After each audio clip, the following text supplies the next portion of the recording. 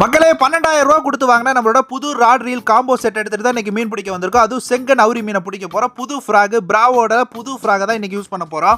இந்த ஃப்ராக் பாத்தீங்கன்னா மஞ்சள் கலர்ல பார்க்க குட்டி உண்டா இருக்கு. ஃப்ராகோட குவாலிட்டியுமே தாறுமாறா இருக்கு. இப்போ இதை யூஸ் பண்ணி என்ன மீன் கிடைக்குதுன்னு பார்க்கலாம். நம்ம புது ராட்ல இப்பதான் முதல் முறையா கேஷ் பண்றோம். எவ்வளவு லாங் போகுது நீங்களே பாருங்க. இன்னைக்கு மாட்டின ஃபர்ஸ்ட் மீன் பாத்தீங்கன்னா ஆஷிகனாக்கு தான் அடிச்சு பாத்தீங்கன்னா மிஸ் ஆயிடுச்சு. நல்ல சைஸான மீன். அடுத்த மீன் பாத்தீங்கன்னா அதுவுமே ஆஷிகனாக்கு தான் அடிச்சிச்சு. இது ஒரு விரால் மீன் மக்களே.